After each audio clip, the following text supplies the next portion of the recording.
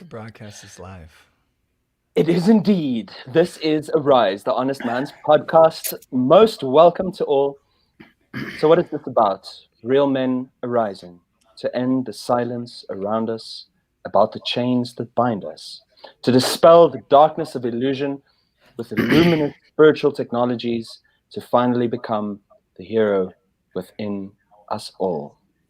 So, happiness is with Keli and Ananda. Amen. So Jai and I were kind of we were talking the other day after the show, and we had Hari Vilas and Abai with us, and it was like this really amazing, like super intellectual, intense journey. And we were thinking like, okay, how are we going to tone it down a little bit and make it like a little bit more Karuna was thinking, acceptable? I'm totally happy with that levels. For clarity's sake. Yeah. So anyway, Hi, we Mamas. have Keli and Ananda with us, and we're so happy to welcome them to the show. Thank you for having us. Namras is waving at us. That's an auspicious start. Hare Krishna. So where are we talking about, Karuna, since this was your idea? I normally hijack. I normally have a lot of controller energy on this podcast, but since this is your idea, you can lead the way and tell us what we're going to be discussing today. Yes, absolutely. Well, I was thinking since we titled it in this particular way, I wanted to just take, because we have to be at least a little bit philosophical, since this really is the tone of our podcast. And so I just want to throw in this first question just on this topic of happiness is. And so what I'm going to do is I'm going to share my favorite quote around happiness, and I would like both of you, Keli and Ananda specifically, to just kind of tell us how you interpret and relate to it. So the quote goes as this, and I'm not sure actually who it's by, but Dhanadhar Swami really likes to quote this. So it goes, "Pleasure is the happiness of a deluded man, but happiness is the pleasure of sages." So, what comes up when you hear that? How do you feel about that particular assertion regarding happiness? Ananda Murari Prabhu. Keli Kanana. It's actually etiquette to let your elders go first, but I will say something because I have something to say. Saying I'm old. Yes, Prabhu. Happiness and pleasure. I mean, I guess they're both terms that come under an umbrella of experience. And happiness can be quite a subjective thing, something that could, they say one man's happiness is another man's poison. There's also words like contentment. And in spiritual traditions, there's the greatest happiness can be found in a guise of the greatest separation or longing or pining or loss as well, thinking about something like Vipralamba Bhav, we hear that, in some spiritual traditions, some of the greatest experiences of happiness or pleasure is, seemingly a feeling of separation and loss. So I think it's perhaps difficult to, words are ambiguous anyway, but in my opinion, real happiness is something that correlates with our true sense of self and sense of being. For instance, happiness that is synonymous with a fleeting experience, such as the experience of being in one's body and experiencing one's senses. Perhaps that's not real happiness because it's fleeting in that sense, whereas genuine happiness and genuine pleasure can be conceived of as something in relation to a longer lasting, absolute experience, which would be found on the metaphysical level. Absolutely. Yeah, it's like if we look at the second part of this particular quote, where happiness is the pleasure of sages, it implies that when we pursue a life of enlightenment, and when we connect ourselves, or when we become connected to our true selves as spiritual beings, as you're saying, Keli, then it's almost like happiness is a natural byproduct of pursuing the natural function of the soul. So yeah, I totally feel you on that. I'm reminded of a verse from the Gita as you were speaking. I think it's kind of popular. Yehi samsparsha jab hoka duko yonaya evate. So the general concept of happiness for embodied entities is senses contacting object, and it produces a subjective experience, which is normally termed as happiness. Maybe not in all cases, but you get some sensation from that. If it's pleasurable, you term it as happiness. But Krishna says it is dukkha yonaya. It is the child taking the child of dukkha, that takes birth from the child that is suffering, taking birth from the womb of dukkha. And he says that the learned sages do not take pleasure in this type of happiness because adhyantavanta konteya, it has a beginning and an end.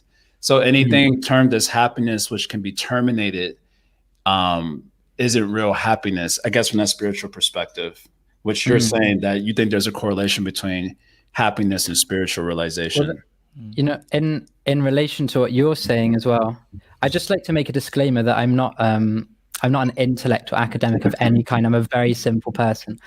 But I just what you were saying, Jai Jagannath Prabhu, reminded me of something from the Gita, Janma Mrityu Jara Vyadhi Dukkhadoshana Darshanam, and how to attain the greatest bliss, the greatest Ananda.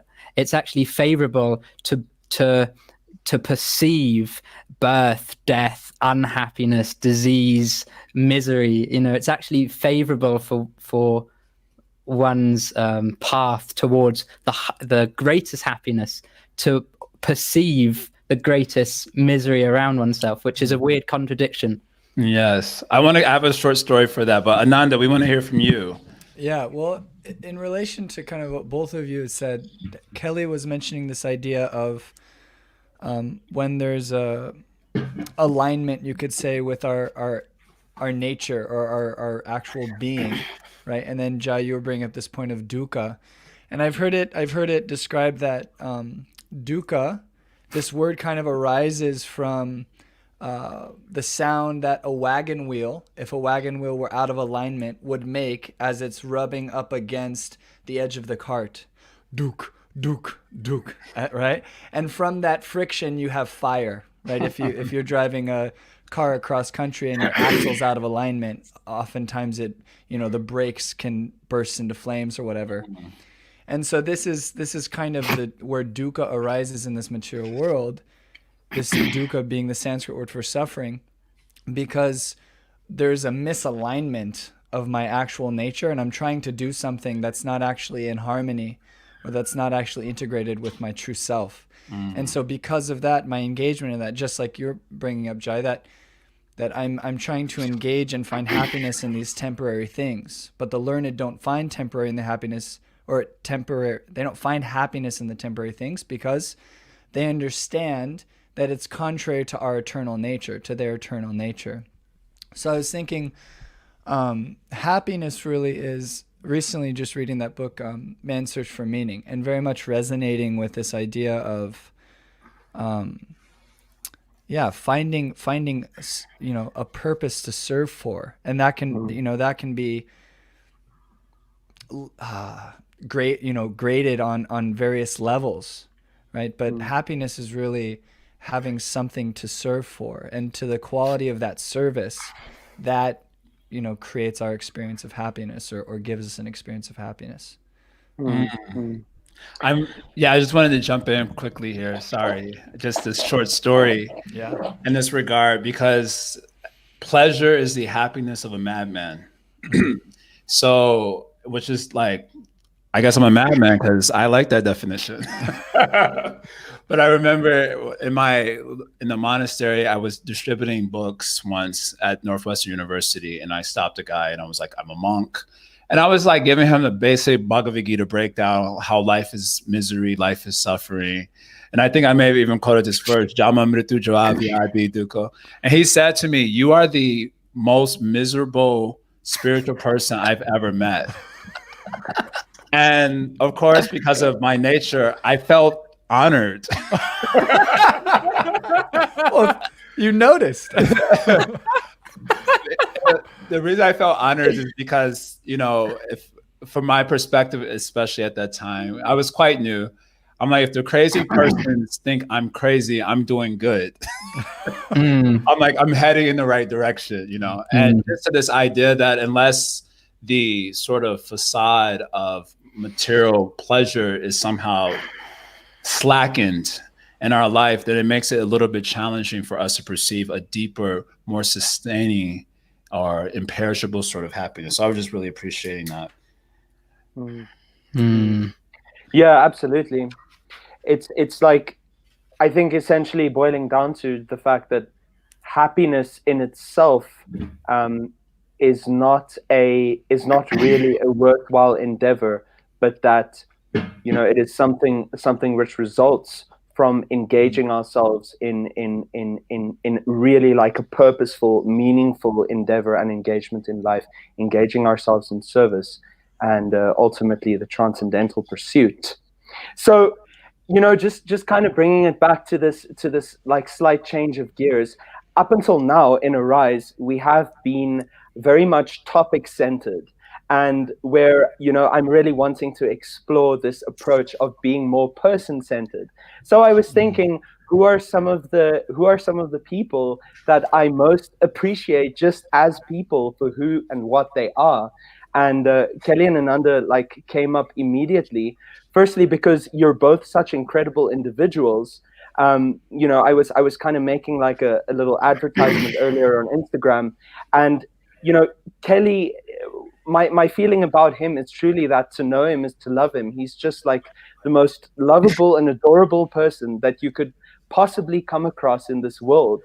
And Ananda's prevailing characteristic is just how incredibly dynamic he is. There's just like not a single thing that he doesn't do and that he doesn't have some sort of like capability in. And then you both share the fact that you're musicians. You both share the fact that you're bhakti yogis primarily, and so we're gonna sort of like synthesize and explore all of that.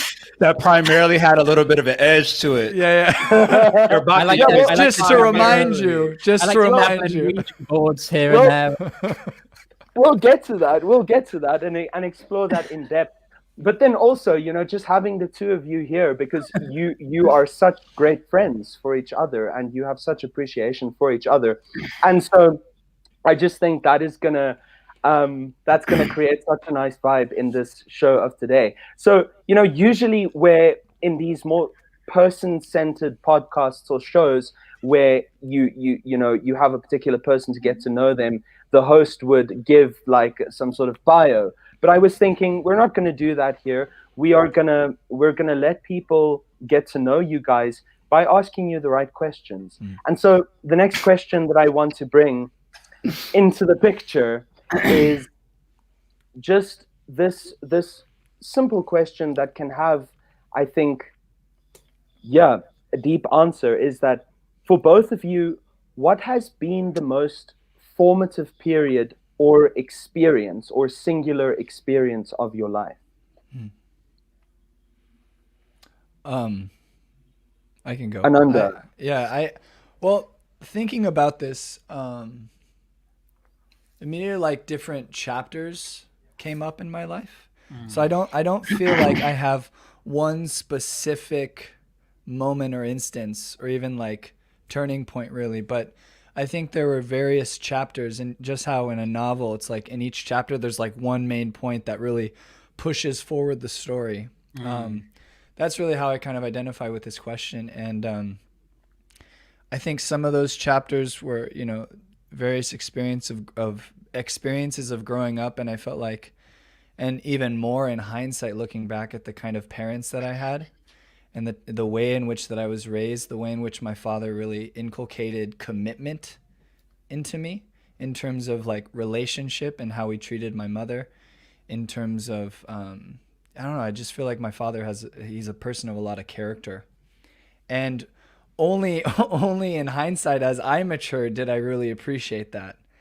And then just my mother and her tendency to, give unconditional love, and her tendency to really, yeah, just support me in whatever I was doing. I think that's extremely formative.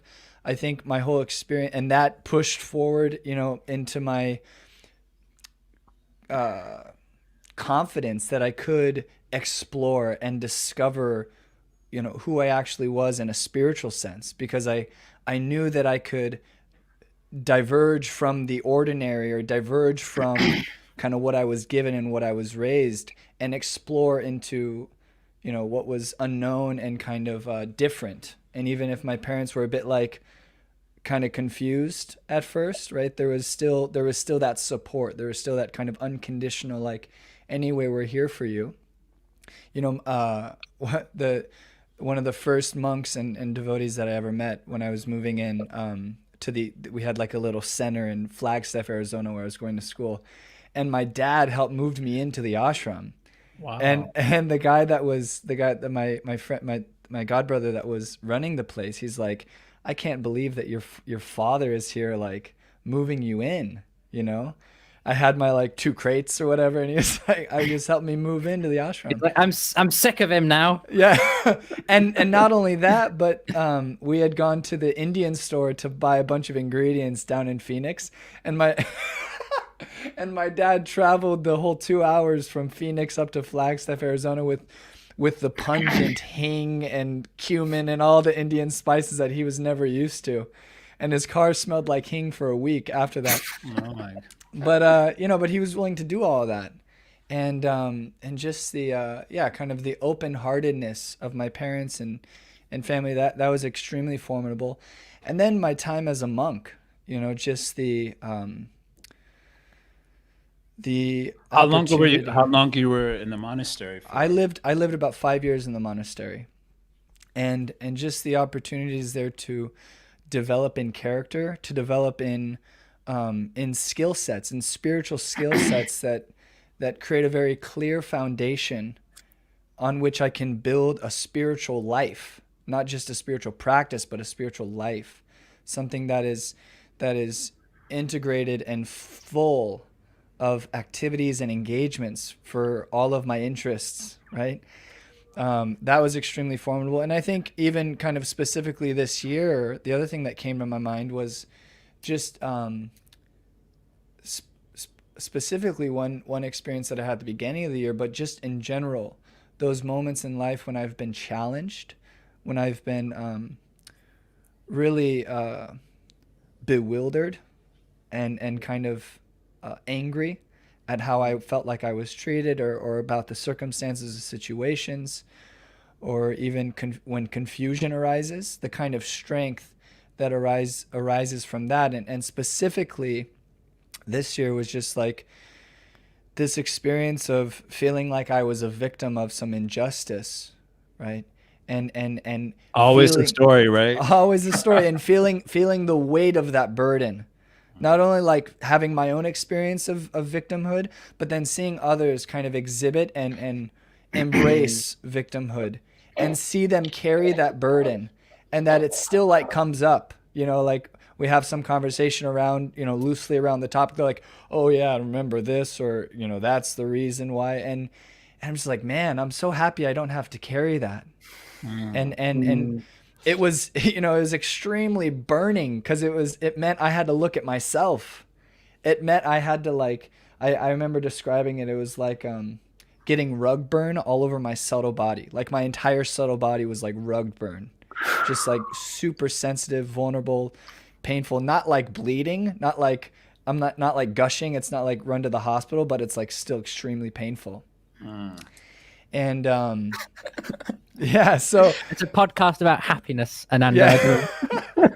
If you No, remember. but that brought about such growth, right? And this is like my most immediate experience, but experiences like that. But that brought about such growth and insight and a freedom, realizing that I if I take courage and actually work on myself, I don't have to carry that burden of, I'm being harmed or I'm being victimized in this world. And then, like Srila Sridhar Maharaj, she says the environment is what's the word? Friendly. The environment is friendly. Yes. Right. And to be able to have that view in an actual kind of insightful way, like that is happiness. Like to realize like everything that's coming at me, like the environment's friendly. I don't have to be a victim. I don't have to, see this attack on my being, but actually it's a fortification for me to grow. Life happens for us, not to us. It's interesting when you come out with your autobiography and I want to read something that's really ideal, I'll buy your book. I grew up, I had ideal parents who gave me really great character. Then I moved into the ashram, and that was really great. And then I had a few difficulties that made me like a better person. Great book. I'll definitely buy it when I need to pick me up.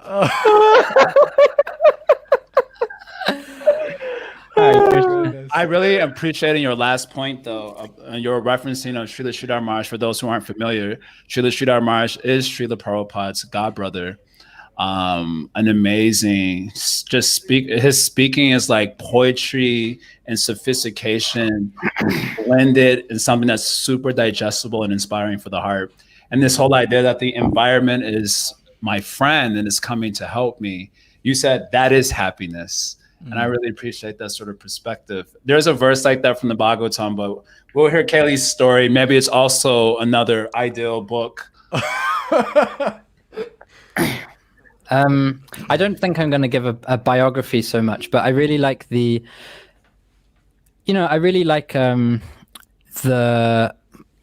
opportunity we have to conceptualize life in chapters. I remember my Gurudev, Devamrita Swami, he was saying it's so difficult to look at your life, We're like, okay, what should I do with my life? And then it's so difficult to see it all in front of you. It's such a huge thing. We have so many aspects to our physical life, our subtle life, our spiritual life. So breaking things into chapters I find really helpful.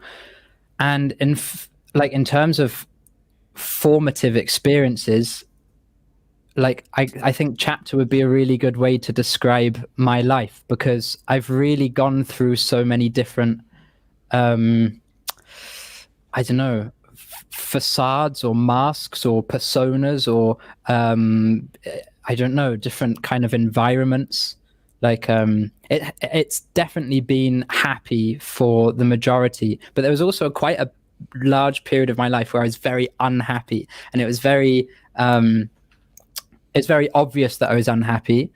But just like Ananda, those times of pressure can help form one into something more valuable. Like the example of an athlete training day after day after day after day and then getting a gold medal, or a piece of coal becoming a diamond, something like that.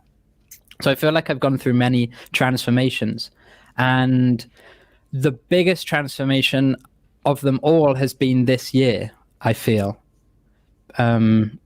because really, like, so much changed for me at the beginning of the year on a personal level and a global level. And those two things were like a simultaneous, like getting punched in the face once by someone is like not so fun, but getting punched at the same time by two people, that's like your KO. And I know the feeling. Yeah, I kind of felt like that at the beginning of this year, I actually moved out of the ashram, so I went from saffron into white, and I was like, okay, so what do I do with my life now? Where am I going? I have to build a life for myself. I have to have a career. I have to be responsible. I might have to get a spouse and have responsibilities and learn how to deal with finance and formulate a new ego and grow my hair and change my appearance and all of these things. So there was this big change going on, and then there was such a global shift. And at the same time, I had this ridiculous desire that I'd been suppressing for the years I was in the ashram to be prolifically creative. And I literally, at the beginning of this year, felt like a furnace. And for the rest of this year, I've been going through an interesting calcination, and where I've just been trying to, Can you calcination? Only reason I know this word is because I saw it on your Instagram page yesterday. Can you just tell what that is? I'm pretty sure no one's ever heard that word. Yeah. Well, it's actually a word I came across recently, and I really like this word because it's kind of like, there's different stages to spiritual life. And like Ananda was saying, even if you're not committed to a spiritual path, we have aspects about our life that we find distasteful and uncomfortable, and they're not serving us, and we want to burn them off. We want to get rid of them in some way. So that would be my basic understanding. Calcination being that burning process, that kind of... that burning, like being in a furnace and burning away all of these. I felt like my whole life has been calcination. Anyway, another story. Carry on.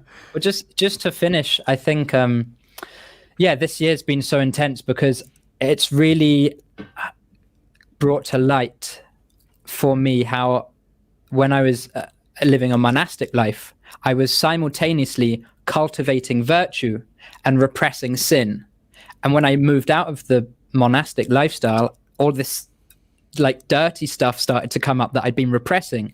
But I had all of this technology that I'd been cultivating over the years in the ashram of how to be saintly or whatever it is. So then trying to balance these two things and having this almost like spiritual psychosis whilst being locked down like in this cold, wet country called Wales with no kind of visceral relationships or anything. It's just been absolutely epic. And like all three of you, for example, I've only come to know about you in this year. And I feel like, I don't know if you've perceived a change within me as the years progressed, but I've gotten to know you a lot better, and I've gotten to know myself a lot better, but there's still so much I don't know. So as a conclusive answer, this year from January the 1st to wherever we are now, the 22nd of December, has been the most transformative segment or chapter of my 25 years in this body. Yes, just on this point with the lockdowns, I noticed that a lot of like spiritually minded or religious people on their social media, there was this little phrase going around: if you can't go outside, go inside. And then it was like very, very popular. And you got the like hug emoji whenever anyone shared that. And I was like, I don't want to go inside. That shit is dark. Like there's a lot of things in there that I'm not interested of exploring right at the moment, but then being forced to do so because of the circumstances. I'm particularly interested because you guys are talking about your life in terms of stories or chapters in your story. Music has clearly been a huge aspect of your life story. It appears that way. You're both coming out with albums or building albums, you're doing stuff together also. And I was actually curious about your creative potency or energy and how that's transformed before your spiritual life and after your spiritual life, and also before entering the monastery and after entering the monastery. So these are like kind of two different questions. And the reason I'm interested in this is because I feel that I'm also a creative. I mean, I'm best at creating drama on social media, but I do more than that also. I also can write, and I was a musician even at one point. I was a classically trained ballet dancer, but I noticed that when I moved into the monastery, my creative energy was, I don't want to say it was like suppressed like by an outside force, but there wasn't exactly a lot of motivation to be creative. It was more motivation to study Shastra and to become sober and dispassionate and detached and renounced, versus creative energy, which is like, it tends to be more central in nature when you're, especially when you're in the process of being creative. It's a more central process, I think. So I'm curious in these sort of that chapter in your stories about how you experienced your creativity before and after you became interested in spirituality, and also before and after monastic life, how you have seen your creative energy transformed. Maybe your writing, your music, and so on like that. I think that's been something that I've really been contemplating personally also, because for me, I didn't feel like I necessarily was suppressed. I really kind of resonate. And as you were describing, Jai, your experience, it was more like I redirected, right? I really got into developing like kirtan. I really got into reading the poetry of great saints and acharyas and teachers. I wasn't playing the guitar or, like writing songs necessarily. I went through this whole stage of like my notebooks. It was interesting, just kind of as a physical example. I have like notebooks from like in college or like right when I actually met the devotees, and kind of what I would write about, what I would draw. Like I have this one notebook. It's just like full of colors and drawings like of weird psychedelic things. And then like at one point, like I drew out the Sanskrit of a verse. It was the verse from the 10th canto where Krishna says, "What's the use of all this detailed information? Because with a single fragment of myself, I pervade and support the entire universe." I remember that was one of the first verses that really like punched me in the face and was like, whoa, this is it. But from that point on, then it became like notes and prayers, right? And then, No journals. Colors, Huh? no more colors? No, not so many colors. Sometimes, one time in Vrindavan, I took a marigold and I colored a page with a marigold, but that's about it. It's quite psychedelic. Yeah, it's still pretty psychedelic. Yeah, I went into this phase of like absorption. And so a big part of me still kind of feels like I'm in that stage also. Like I'm just kind of consuming and absorbing. But now it's shifting a little bit where I feel like I've absorbed so much, I want to produce. I want to give back. I want to express as a purpose of like realizing it deeper. And so for me, that creative process has really been, I think another kind of aspect of my creative process beforehand was it was very much ego driven, very much about, am I good enough in front of others, or, kind of feeling bad about myself if I didn't feel like I was good enough. And that definitely still is present, but it's there in a different shape, in a different form. And like Keli said, I have tools to deal with that, and I have a different purpose for doing it. Right? Like Krishnadas Kaviraj says in the Chaitanya Charitamrita, says, "Whether I know or know not, I'm writing for my own self-purification." And so I can apply that intention when I'm in my creative flow, and it feels much better. I'm just writing to purify myself, to be able to understand and realize more. So when I am challenged with that kind of ego situation about creativity, which I think for many artists, it's one of our main challenges. It's like, am I doing this for my ego? And like, how do I balance being recognized and, not seeking approval or not seeking recognition? So I think for me, that's kind of been my shift. It's been like, let me do this because I have that energy. I have this intention. I have this gift. Krishna's given me something. So let me give something back. Let me not just squander it. Right. My friend Yamuna Bihari, a friend to all of us, he said, if someone gives you a sweater, the best thing that you can do with that sweater is wear it. Right. So similarly, it's like if Krishna's given me something, some kind of interest in music and some kind of interest in writing, some kind of interest in the creative arts, best I just use that for Krishna. Best I just use that in some attempt at service. I want to come back to this. I like this tension between creativity and consumption, which I think is a huge problem for the modern man also. like if you think of the ratio between creativity and consumption, I feel like it was more in favor of creativity previously. Yeah. And now it's in favor of consumption, and it's really arrested the ability to be creative. So I really want to come back to that. And I also want to come back to this idea, like I noticed this with spiritual, air quotes, spiritual practitioners, where we seem to like struggle with this ego thing. Like successful musicians are just like out there doing their thing, and they probably have what we would call as big false ego, but that's not exactly manifest in their minds. Whereas when we try to do something, I almost feel a sense of like self-sabotage. Like we're not able to just acknowledge that I've gotten these gifts and let me just like let it all what's it saying? Let it all hang out, so to speak. The ego also, like I got this ego and I can use that for Krishna. It's always like this like self-sabotaging thinking like, it's really for me. It's not really for God or for the higher purpose.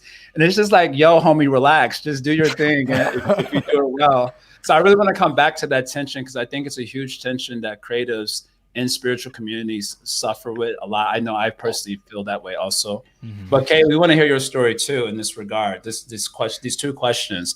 Your musical self, pre and post spiritual life, and pre and post monastic life, and how you've seen that transform.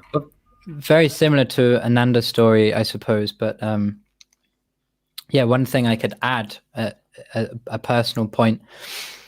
There is this kind of natural consequence of taking to spiritual life, which is that you become more conscious. We hear like before you become Krishna conscious, you have to become conscious.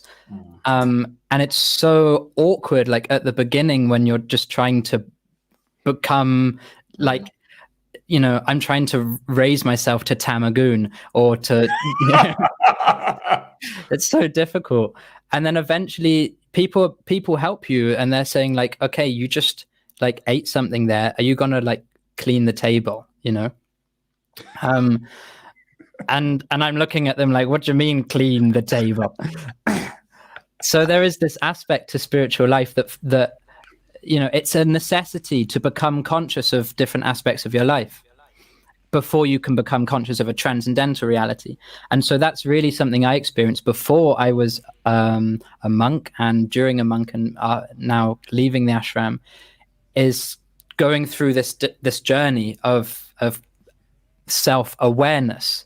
And I feel like before I was a monk, I was less self-aware. There was still insecurities, but the ego thing didn't trip me up so much because I wasn't as conscious. But taking to spiritual life, you naturally become more sensitive to your external and internal environment, and that kind of necessitates insecurity, because you're realizing you're becoming sensitive, you're becoming conscious of your faults, of your downfalls, of your your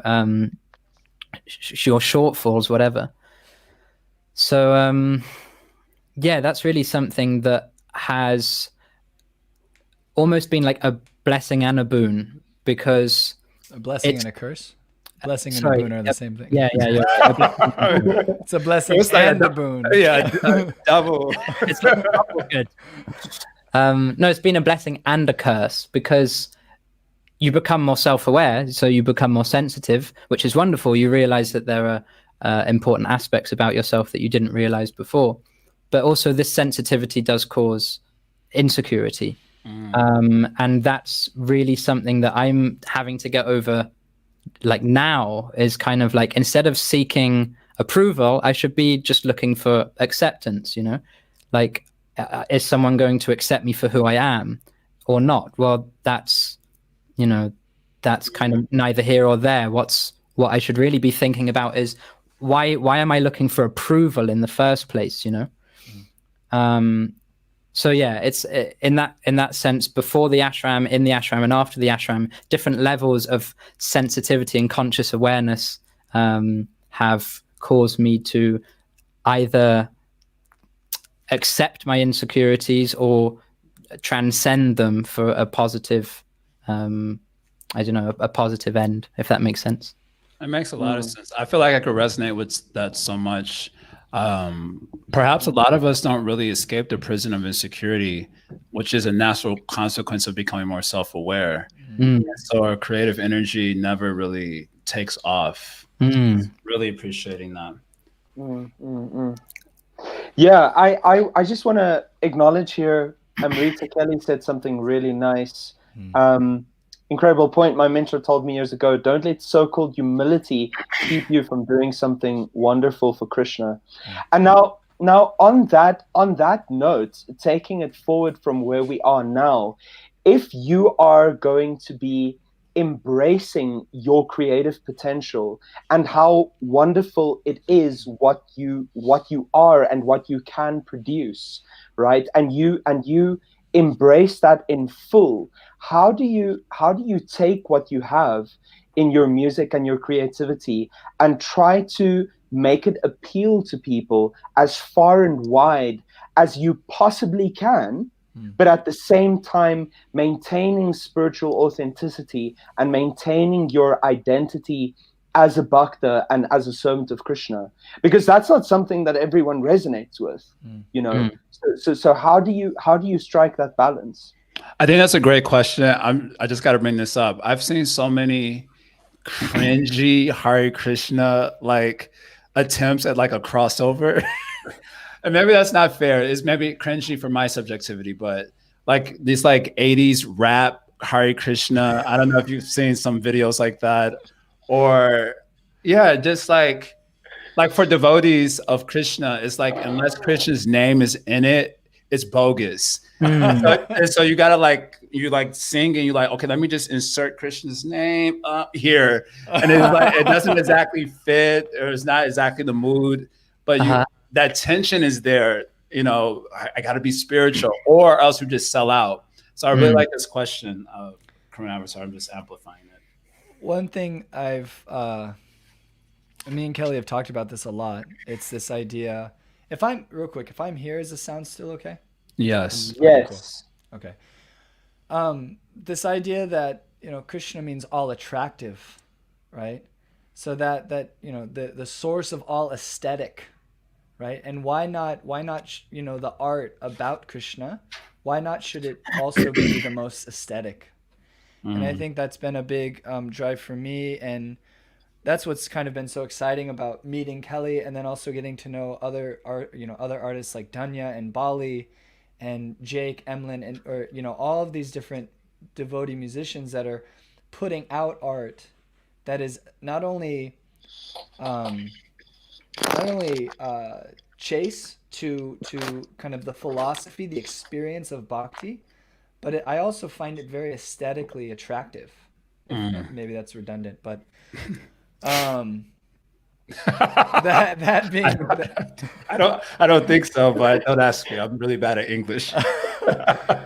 That being said, I think we're living in a very fortunate time where principles that are just inherent, concepts that are just inherent in the practice of bhakti, in the practice of spiritual, in the realm of higher consciousness, those things are inherently becoming attractive, right?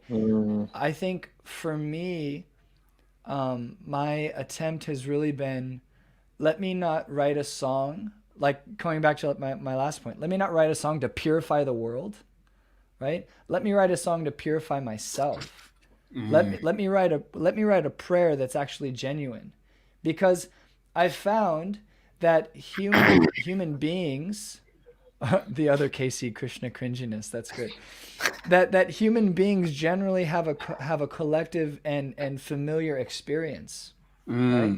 In whatever spiritual tradition or non-spiritual tradition, as human beings, we're going to be experiencing the same modes of nature, the same qualities, the same transformations, and augmentations and diminishing effects of the world that we live in. So being able to channel that in a genuine and honest way will automatically speak to the philosophy, so-called make it bona fide or make it Krishna conscious, as well as purify my own self, as well as uplift others who are then hearing a prayer or a sentiment or an experience that resonates, and they're like, oh, I recognize that. So for me, yeah, I always kind of felt weird about like, why do we just have to throw Krishna's name in, just at hoc, when actually, poetry, even in a Sanskrit sense, is being able to describe something in an indirect way,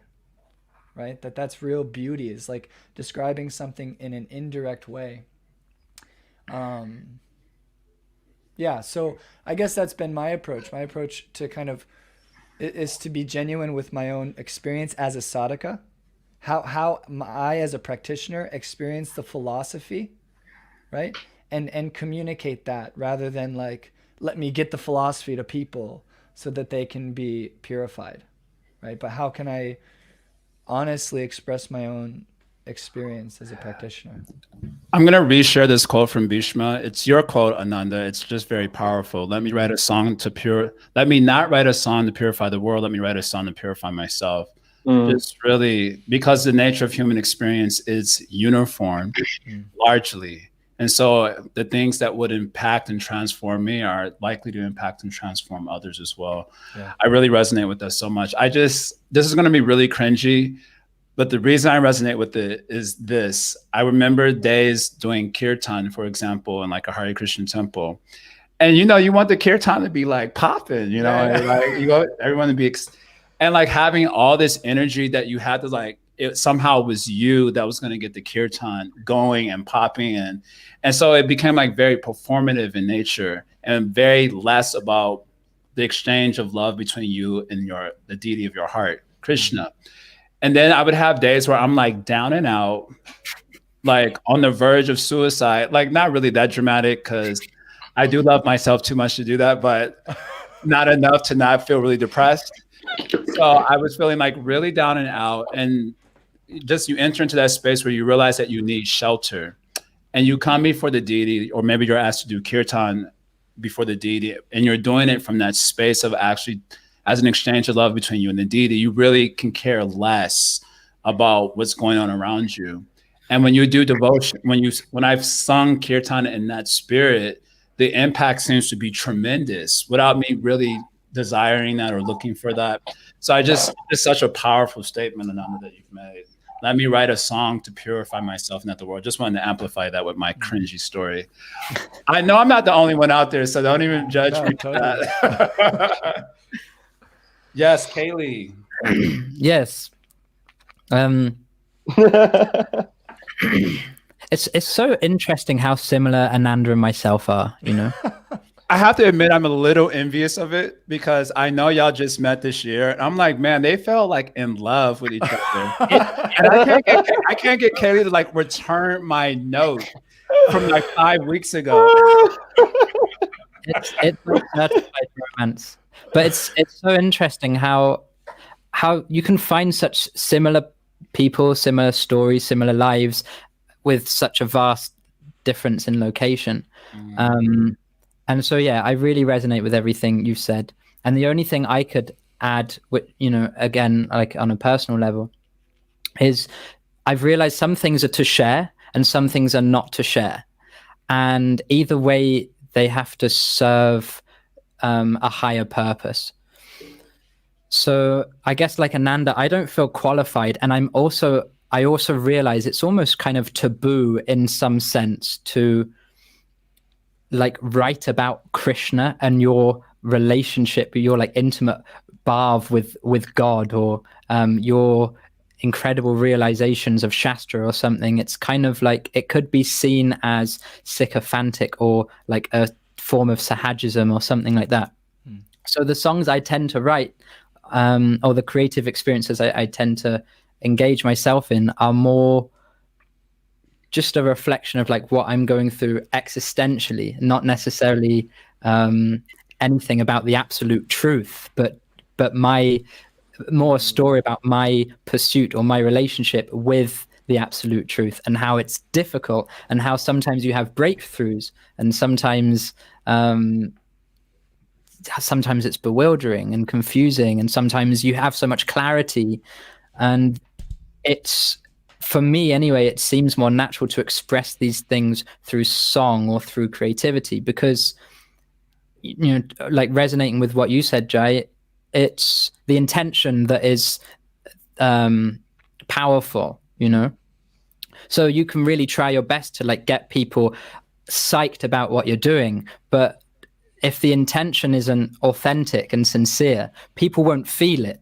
Whereas if your intention is deep and authentic and sincere, people will feel it, even though it wasn't your intention for people to resonate with it. The intention you were actually having was sincere and authentic. So that's kind of my experience. And then, yeah, like this year's been super prolific for me, and anything I've shared in public has been, there's been things like I've put on the internet and then taken off a couple minutes after, because I'm like, whoa, I've just like told everyone in the world my deepest, darkest secrets, and I should keep that for myself to look at a little bit. And do you know what I mean? Yeah. Where there are some things that I'm like, okay, this is how I feel. I'm going to share this on the internet, and maybe someone else out there feels a similar way. And people do. They write to me and they say, thank you for expressing that sentiment, because I feel the same, and I feel a sense of solidarity. Now I've heard that, I realize there's someone else going through similar difficulties or similar triumphs in life. And it's that feeling of connection or of service that makes the endeavor of promoting oneself, if that's the correct term, it makes it valuable. So yeah, that's all I would say. I'm just happy to hear that you're having some triumphs. At least someone should have some. They're few and far in between, but they are existent. Yeah, I think the most common, or one of the most common themes of the times that we live in, is that we are also connected via the internet, but yet people still feel immensely isolated and alone. And especially this year has really brought that out with the circumstances. But what I so appreciate about what both of you have said is that there is a certain undeniable universality of the human condition and of human beings trying to connect with the absolute truth. And ultimately, Keli, especially you've articulated this now most recently, is that if you can somehow or other accurately capture that experience and articulate it in a way that people can relate with, then that is what truly moves people. But it's just, I think that we can underestimate, all of us underestimate how universal the human experience actually is, and therefore we feel very alone. But that is why we are, there's this quote from Dead Poets Society that, engineers and lawyers and bookkeepers and all these people are very necessary to keep functionality in the world.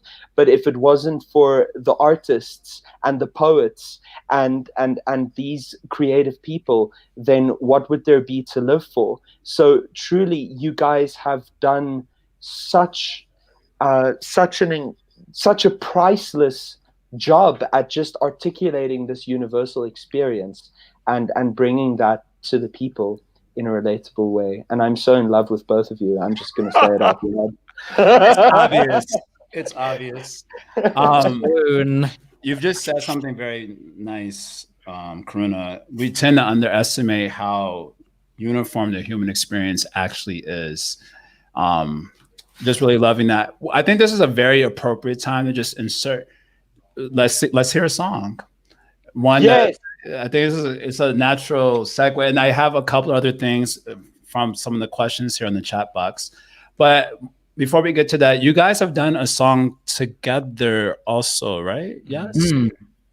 Maybe we can hear that one at the end. But right now, I'm going to ask from each of you something from the repertoire where you feel, where it was coming from a sincere place, and you think it can speak to our underestimated uniformed human experience. Who wants to go first? Rock, paper, scissors. Do it. Rock, paper, scissors, shoot. Rock, Rock, paper, paper, scissors, shoot. What? Okay, last time. like a karate chop, actually. Sorry. Okay. Rock, paper, scissors, shoot. Jesus. Oh my God, you guys are clones. Okay. Ananda, We you're- wore the you're same older. sweater. Okay, I'll go. So this is a song that I just wrote recently. It's called "Well Worth Its Weight in Gold," and weight is spelled like the time wait, W-A-I-T. And it's a song that really felt like it needed to come out for this year. It kind of encapsulates this feeling of patience that I was really reflecting upon this year, and all the wonderful things that I tend to feel like I'm waiting for, and kind of in that vein of, I feel like I'm in this like student role still, so much just learning and receiving both lessons, experiences, and kind of what does that transition look like for me to then be in the kind of output giving, supportive, sheltering kind of stage of my life. So, well worth its weight in gold.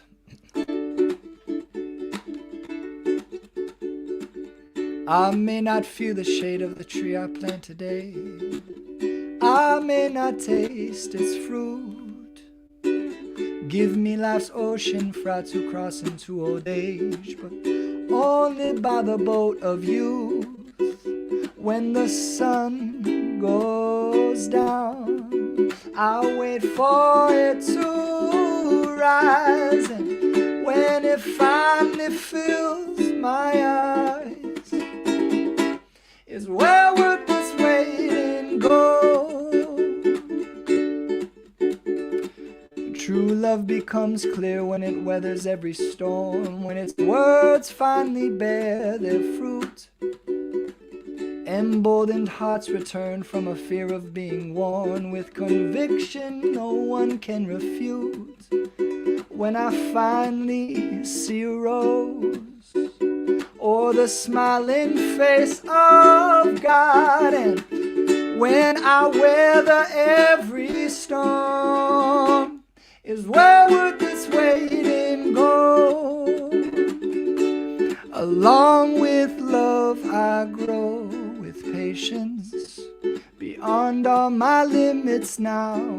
I feel the same, but I know I'm different, like the bird who only dreams from a cloud, ready for rain to fall. Am I bold enough to trust abundant love and abandon bleak scarcity? To embrace the grace that springs forth from good soil and wisdom in spite of me? To embrace both joy and pain as ultimately good, when failure serves to show me more, is well worth its weight in gold.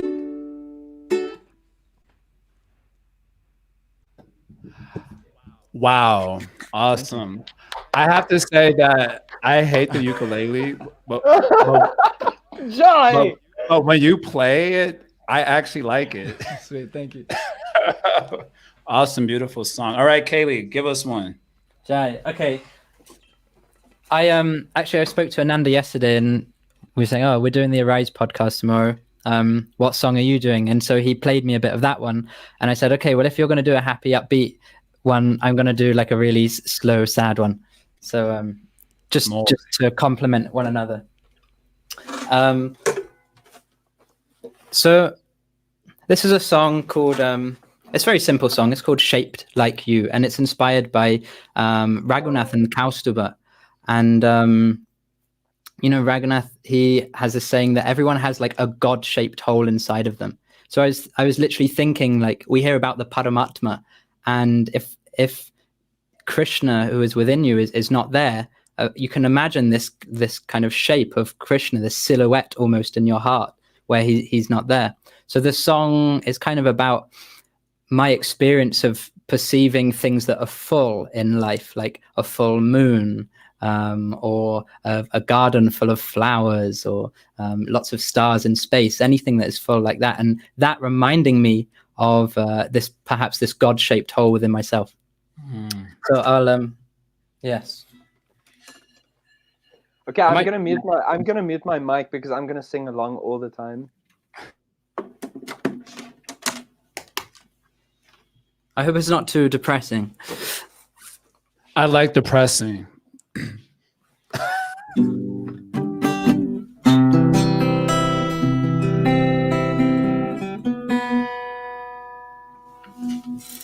Okay, Shape Like You.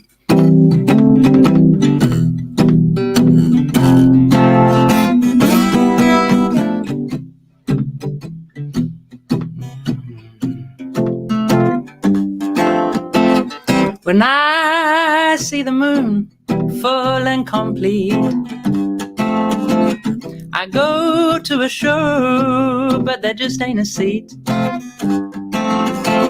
I sit in a garden with flowers replete.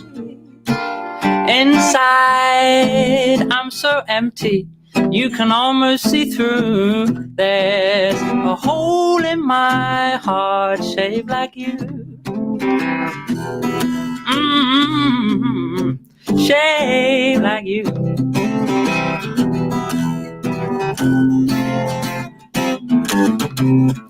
I see the sky filled with stars up in space.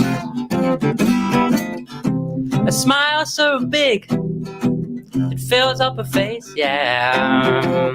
Two swans on a lake, held in embrace.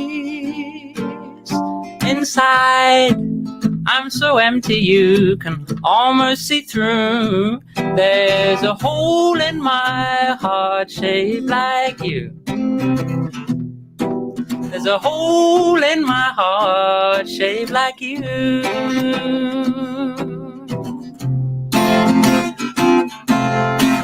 I tried to fill it with thing after thing.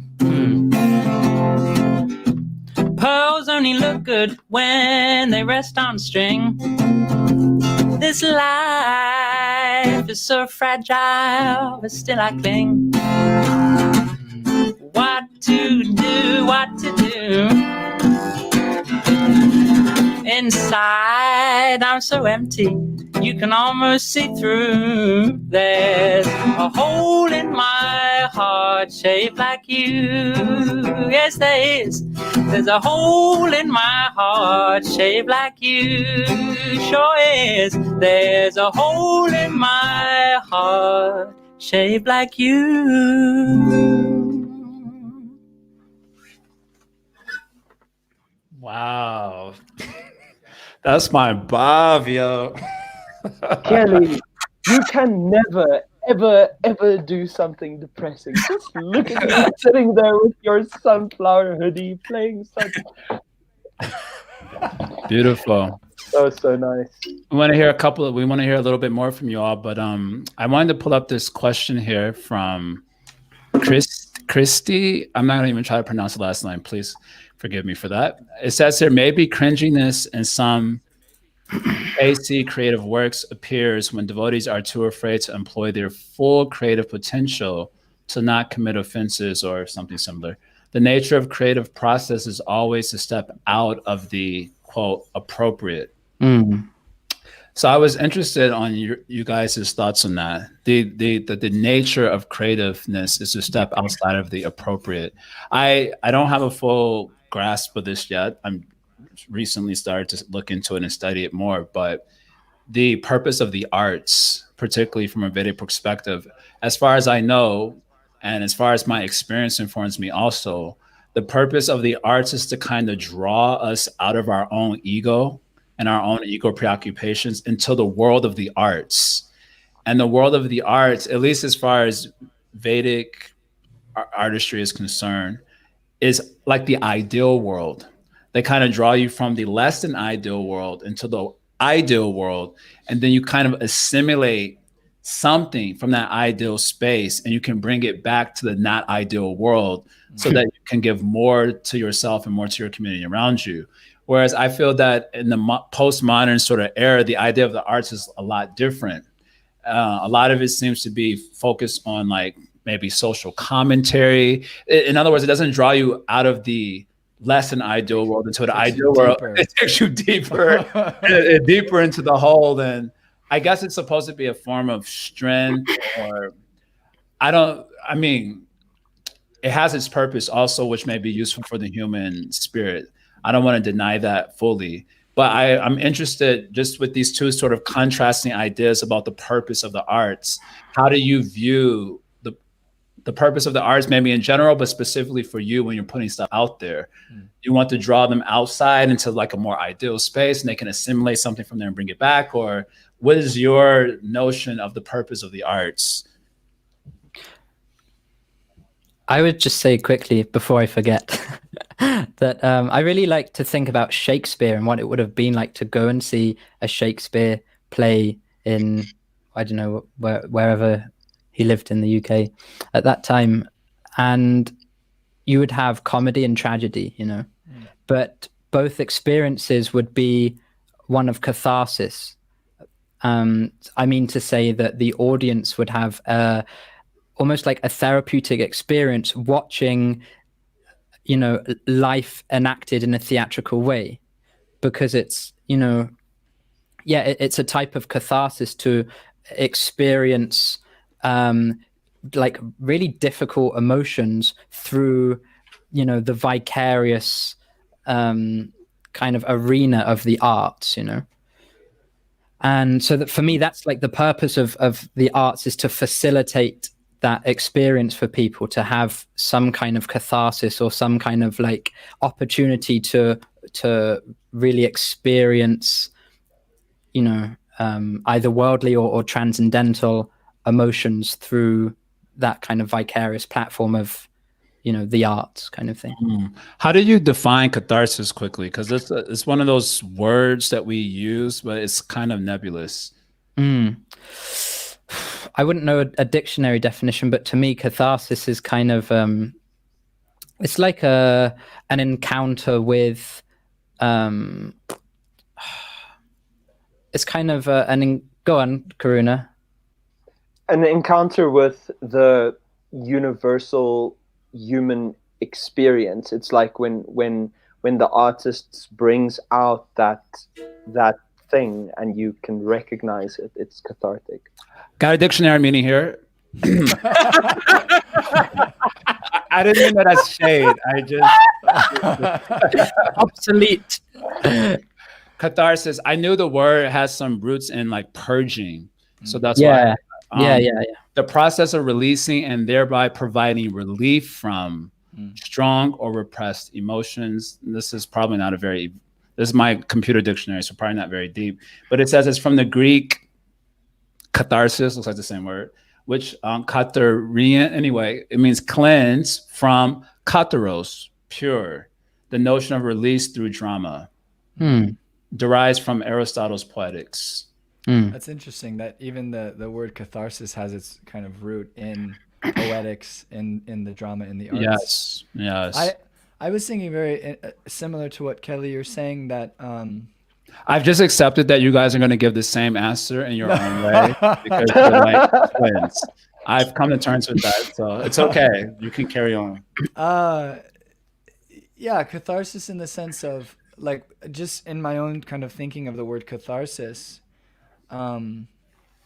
it's like being able to experience something maybe frightening, dangerous, harmful in a safe and contained kind of way, right? So you're still experiencing it, but it's not in a way that's what's the word? Kind of Like debilitating or Yeah, oppressive. debilitating, oppressive, or just kind of like wild, right? Like sometimes I feel like if I repress emotions, it's because I feel like that emotion's too wild for me to handle. It's too dangerous right now to touch. It's too hot to touch, right? When then it can be expressed through art, or kind of after it's been processed, after it's been felt, or even just like writing immediately. There's a way in which that act not necessarily distances us. I mean, it does distance us, but not inevitably in a way that, or not necessarily in a way that kind of removes our responsibility of it, but more allows us to have a higher vantage point and perspective. So, in terms of Christy's question, I guess we'd have to define like what is appropriate, Yeah. right? Like, what does it mean to be like? She mentioned stepping out of the appropriate, and that's like the creative process. I don't know if I mean, depending on how we define appropriate, I don't know if I would necessarily agree. I Right. think, and then Jai, also your question, like, what is the creative, like, what's the purpose kind of the creative process? I think for me, it's been that cathartic experience, being able to experience something in a safer, more kind of like regulated way, and also sometimes in a more honest way, because a lot of times the immediate like stimulus is not actually the full experience or the full situation. Whereas when I can process it, write about it, pray about it, and then when it can then be shared, right? It can have a fuller vantage point of the actual situation or the emotion in question. And I think my I feel my meaning as an artist, as a musician, is to somehow invite people not necessarily into the ideal, because I don't feel necessarily qualified to say like, okay, come into the ideal. Like we hear like the writings of like Rupa Goswami or saints like that. But I really relate to like what Bhaktivinoda Thakur writes about, like in Sharanagati, where he's really kind of, I experience him writing about that human experience that we've been talking about, that universal kind of human experience, to invite people into that safe cathartic space of insight and reflection, right? Come into this space where it's like, it's just a poem. Don't worry about it. Just read the poem. Just hear the song, and then we can enter into that kind of cathartic space as human beings, and see that, like you read Amar Jivan, like, I remember the first time hearing that song and then like reading the translation. Bhaktivinoda Thakur is speaking about the depth, like the most venomous type of envy that one could ever experience. Wait. Slow down there. The most venomous or the normal level? The standard level of, it's just, Otherwise, I'm gonna be nervous about myself. it's but being able to read that song at a distance, it's not someone saying you're an envious snake. It's like, oh man, I experience those emotions. I experience envy. When other people are happy, I become disappointed. But when other people suffer, and I succeed, then I feel happiness. Like that relationship that we can develop through the arts with kind of hot, unsafe emotions. Kishore Chandra here. He's a savant. He knows a lot about a lot of different things, and this is just one area that he actually knows a lot about. He was involved with theater and so on. He says here, catharsis was a theoretical tool utilized in ancient Greece to purge society. Is it theatrical tool? Oh, excuse me. Theatrical tool utilized in ancient Greece to purge society of social elements. Which leads me to this idea that I came to know this from a scholar, that there was like performing artists and there was like artists who like actually wrote everything or like created everything. And it seems like we have this word in Sanskrit literature is like kavi, the poets, and the poets were like the deepest thinkers, they're like the pinnacle of wisdom and enlightenment and understanding, and they were writing the poetry. And the poetry is not only artistic, but it blends in like philosophical worldviews and all these different elements. And then they may be performed by performing artists for the benefit of everyone. So you're giving an example like Bhaktivinoda Thakur, Kishore Chandra saying this was meant to purge society of dangerous social elements, which means like this is like a really smart guy writing this play, and it has like a very kind of designed purpose for the purification of those who would participate in it. Whereas today, you can be a poet and write something like, anyway, I was going to give this is probably not the best example, but it's the example that came to my head. This like WAP song. I didn't. I knew it. I knew you were gonna go there. I didn't hear it. Don't go there. The only reason this came up is because I did another podcast yesterday, Chit Chat with Kishore Chandra, and we had that on like our list of things we might bring up. So it was just fresh in my head. Whereas like anyone and everyone can be like an artist, and I guess I wonder what's your views on that, because on the one hand, I don't. On the one hand, I want to encourage, like for myself also, that everyone's like a creative to some level, and they should be encouraged to create and put out creative work. On the other hand, when you're talking about putting out something that's going to affect the masses, there needs to be depth of enlightenment, of the how you say, the apotheosis of the character. If you're going to really put out something that's going to be like really going far and wide, otherwise all this nonsense is going far and wide, and that doesn't help social elements, it augments them.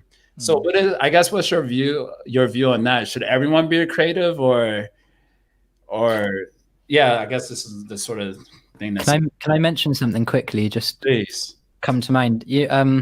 We know the personality, Mr. Rogers, was it, who was like he had like a show in America and the US for kids, and he'd use puppets to kind of tackle really controversial topics with these young kids. So there's so much going on in the world politically, and he would have a whole show, and the main thing he would utilize are these puppets, very simple looking puppets, to communicate these really controversial topics with these children. And for me, the puppet is the epitome of like performance, because it's such a simple tool. It's like a decoy. It's a vicarious personality through which you are tackling controversy, or something that is appropriate or inappropriate or transcendental or worldly. And so that, for me, that's kind of like the arts, like epitomized is in this puppet. It should. So then you have to think, who's got their hand in the puppet, and that's kind of the responsibility that I feel as an artist, is the art is the puppet, and I'm the one with my hand inside this decoy. So what's my intention? And unfortunately, the intentions of, the mainstream is usually these days is nefarious and notorious.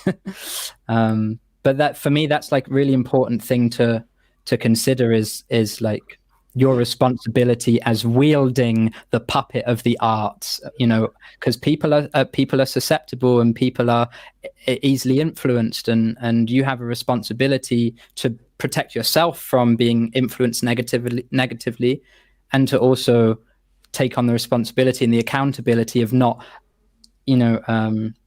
propagating like a negative intention. Nice, beautiful answer. Ananda, same question. I think it is important to for everyone to have some connection and relationship to the creative process, and I think everyone does. I think that's, you had said something earlier, Jai, about there was a way in which that perhaps a generation ago, there was more of a motivation to be creative, to be producing, whereas now it's more of a impetus to consume. Yes. And I think this is a healthy exercise, to be able to produce, to be able to share and create something. And creativity doesn't just have to take the form of song and lyric and paint and paper and so on and so forth. Creating drama is also a form of creating drama. Yeah. So, but that being said, I think the responsibility with Kishore Chandra Prabhu's question, what is a creative responsibility? It is reflecting upon what is my intention for sharing what I've created or for engaging in the creative process, and what is the impact, right? And I think if how do I word this? If the intention is shady or if the intention is shallow, right? And my impact is broad, then I have to question myself, should I really go through with this? Not everyone's going to be doing that. Not everyone in the mainstream media is going to be doing it because like Keli was mentioning and like the example that you cited, Jai, that it's like there anyway, there's a way in which that people are being impacted. Yeah, am I exacerbating the problem? Am I just kind of putting salt in the wound? And at this point, it's like this masochistic society is like, put more salt in my wound. Right. I put more salt in my wound, and so then that's what's gonna sell. So then the intention to make money is just like put more salt in the wound. So I think what can you do, right? What can you do? But really, like, can we set a vibration and example as creatives, as individuals, as human beings, where it's like, okay, we all have a creative aptitude, we have a creative ability, right? And checking in with what is my reach, what is my influence, and what is my intention, and aligning those two, right? That how I'm using my creative impact, that my intention is also wholesome. Some thoughts. Yeah. I'm just reminded in terms of like what people are getting up to these days in the mainstream that there's this one quote that says, it takes a true genius to whine appealingly. And that's a characteristic which is attributed to the Enneagram type 4. But anyway, it's just like, people, it's just like you just bring this experience of suffering and sort of like the more downside of the human condition and just bring that out to people. And it seems like the universal characteristic of being a successful artist, and when I mean successful, just in terms of making it, really just comes down to how relatable you are, regardless of what your intention is. And these days it's almost like in the mainstream, it's just kind of like, artists are just expressing the lower, like most base human tendencies, which is obviously like so commonly relatable. We all feel it, but like, are we gonna indulge it or not? That is really the thing. So I want to hear some final songs, one and then together. I don't know how we're gonna play together though, because It's there's a a- lag. Yeah, true. yeah, that's not gonna work. The one song we've done together, actually, that was such an incredible experience for me. It's called Bathing Elephant, like the one we've shared with people. And that was like, I'd literally known Ananda for like 2 weeks or something. Yeah. And he sent me these lyrics and I sent him a song back like the next day or something ridiculous. And it was beautiful. I haven't actually played it since then. We've never like played it together. I played for kids I was teaching sometimes, little like 5-year-olds, and they're like all about it. I want to share this one comment. Oh, you got it? I just wanted to do that. Yeah. Okay. So just before we get to the music, Danya also just always articulates things so well. And she's an amazing creative also, like mind-blowing creative. If people are encouraged to explore and hone their creativity, they will feel greater fulfillment and connect more deeply to community. This could be an organic deterrent to the shallow dopamine hit of consumerism. Wow. Boom. That's amazing. Drop the mic, Danya. Always. Well, Yeah. can we at least get one from you all before we leave? Just a little bit, little bit. Yeah. Also, there's one more thing. One more thing is, and you guys can keep this brief, but I really, really want to hear what each of you respectively appreciate the most about the other. It's like a dating game. I'll start. Because I know, and for Ananda, for me, Ananda kind of embodies like the like it's very interesting because I see Ananda as very virtuous personality, but also very like there's no pretense in my perception of Ananda Murari Prabhu. He's very virtuous, but he's not pretentious, and at the same time, he's simultaneously like very real and authentic, and that's something I admire a lot. And it's really important to have people in your life that you can kind of aspire to be, and people that inspire you to be a certain way as well. And although we haven't met physically in person, I can imagine that like even through the medium of the internet, there's like a really incredible connection with so many people, but especially Ananda, because our lifestyle, our desires are so similar. And you know, he's kind of like further along the path that I'm on in some kind of way, and that's inspiring for me. And it's very important for everyone to have people in their life that are embodying or principles that you're aspiring to embody yourself as well. So that's kind of Ananda Murari for me. There's a lot of bromance on this podcast, isn't there? It's like, There really is. It's There thick. really is. I appreciate Keli Kanana for his innate and wonderful ability to his heart is not holding on to any judgment or envy, and because of that he is so freely able to give appreciation, affection, and because of that his life is full of so much abundance. And I think that really much relates to his creative prolificacy, whatever it is. proliferation. You sound like me, bro. Ghetto. His proliferation, because if whatever, and because Love the guy. he's so ready to give, and I've always appreciated that so much. I feel so loved and inspired constantly by Keli Kanana. And yeah, I mean, talk about formative experiences this whole year. Like, I called him the first time I called him. I actually thought he was someone else when I called him, but I was like, I'm gonna call him anyway. And I'm just watching for the bromance. But when I called him, I was grocery shopping, so I just like spontaneously video called him on Messenger, and I was just like, "Hey, Hare Krishna," and it was just, yeah, love at first sight. It was great.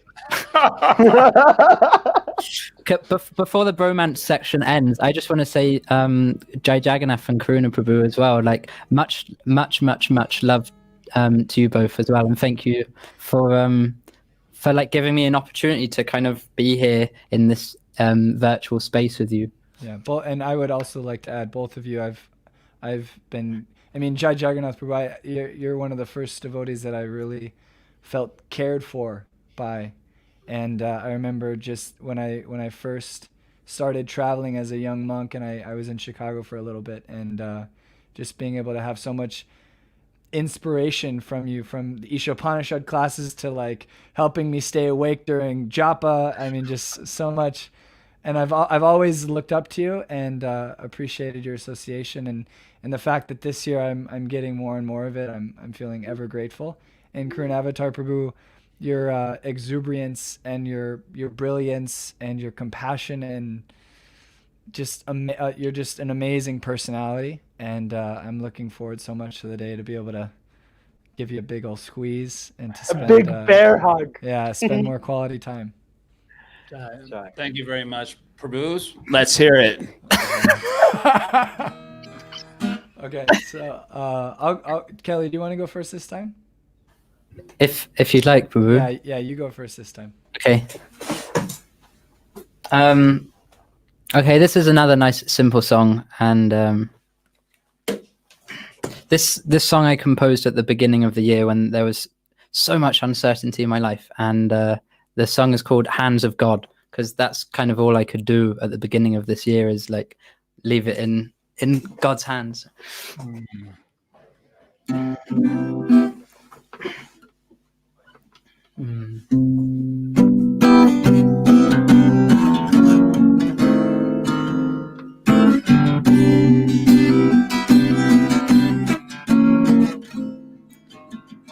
If you're looking for me, I'll be walking where the shore meets the sea, waves are talking of my feet as I think what the future might bring. I guess I'll leave it in the hands of God. I'm just one little stone on this beach, and the ocean's out there, still out of reach. Insignificant me, with no future to see. I guess I'll leave it in the hands of God. Tell me what does my future hold? How can I tell a tale that's never been told? I guess you know more than me, so we'll have to wait and see. If you're looking for me, I'll be standing where I walked by the sea, waves were landing. In this uncertain time, get yourself a new paradigm and leave it in the hands of God.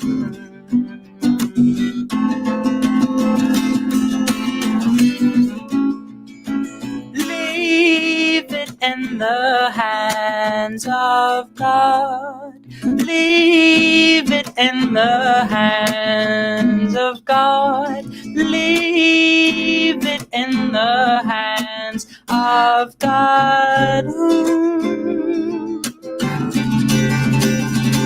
Leave it in the hands of God. Leave it in the hands of God. Leave it in the hands of God. Leave it in the hands of God. Ooh.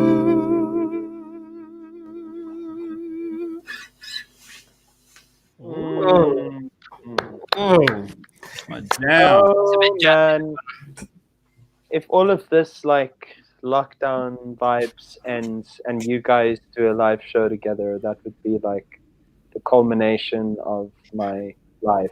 My heart will explode out of my chest. I think if this bromance left the internet, it would be too intense for the real world. Either that or there'd be a lot of speculations. So this song is called "Like Autumn's Slow Burning Fire." So this was a song that kind of the impression was set. I was walking around during a fall a few years, like 2 years ago, and I just was appreciating on my walks progressively each day. There's just kind of this all-consuming fire of the autumn leaves that would, oranges and yellows and reds. All the trees were turning, and I kind of conceptualized it as like a fire that was just consuming the whole city, and how sometimes a fire can be seen to be a very bad thing. Yet a fire is also the starting point for so much life. And then this kind of the tension that also can exist of, should I be passive or should I be too active and passionate, right? So this feeling of I'm gonna it's very similar actually to leave it in the hands of God. That's not a passive activity, but rather that's an engaged, participatory experience, exchange, if you will. And so this song is kind of about that. It's about that participatory exchange of leaving it in the hands of God, allowing those things to unfold.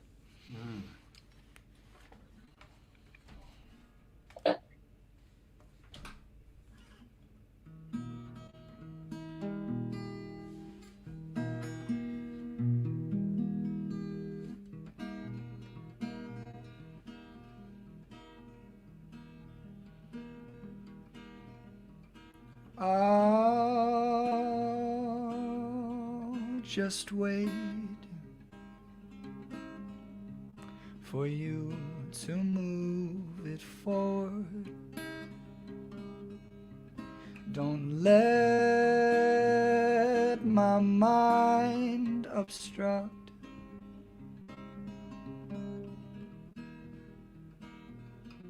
your perfect desire. For when I see it all unfold, like autumn's slow burning fire,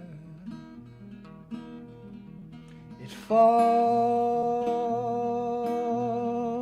into place with precision and intent, arranged by grace to be given what's meant. A vision set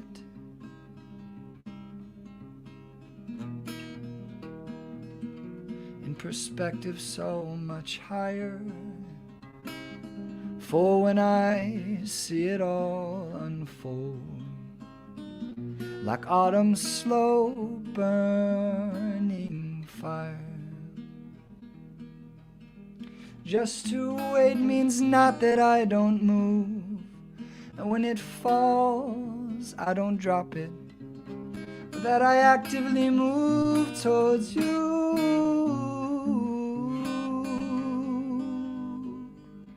and receive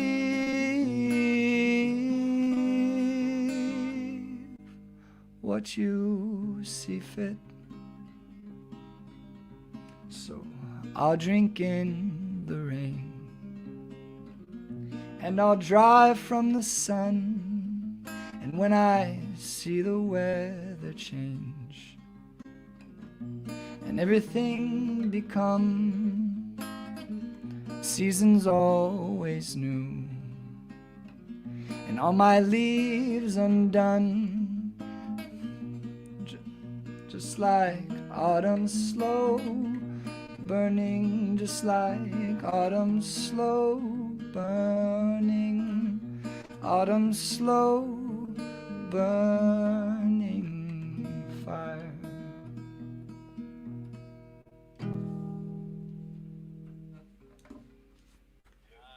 Jai, I saw myself in the woods. Wow. Burning fire. I quite rarely close my eyes completely for an entire song. You really like took me on a journey there, Ananda. Thank you. Thank you. I got all nervous singing in front of everybody. It was beautiful. This bromance is showing us how healthy masculinity looks like, period. I'm the most masculine person I know. Oh my God. We're going to have more on that in the future episodes for sure. I just want to special thanks. First of all, thank you, Keli. Thank you, Ananda, for coming on. I definitely feel catharsis is taking place to some degree from this discussion about creativity, and particularly from hearing your songs, which are super inspiring. Special thanks to Bhishma. He is normally the one doing the background stuff for us, but he had to travel. So Karuna and I had to take over. So we missed some comments, or we looked over you. It was really not on purpose. It was totally by accident, because it's a little bit bewildering to like try to hold a conversation and look at quotes and pay attention to what the guys are saying. And so we skipped you. Please forgive us. It wasn't on purpose. It's how things flew. Beachman said we did great, so thank you. Special thanks to Bodica for hosting us on their page and their channel. Give them a follow if you want more of the same. Just contact with devotional creatives, showing how bhakti and devotion has helped to elevate their life. Also, real quick, a sneak preview.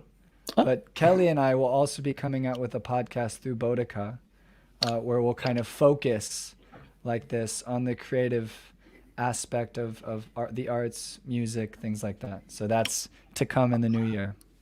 Oh, wow, how exciting. I have to admit, the first one I got is like, damn, no one's gonna watch a rise. It's okay though, no problem. And also give us a follow on Instagram. It's SSAT Sangha. I'm gonna change that so it's a little bit more uniformity amongst branding. So I'm going to change it soon, but we're at SSAT Sangha. We're getting letters from you guys every week with show suggestions. If you want to participate in some of our men's groups for helping to build a healthier and empowered masculinity and all these things, give us a follow, DM us, and we get back to you as soon as possible. Thank you all so much for participating in the show. I love you all. Likewise. Hari, hari, hari.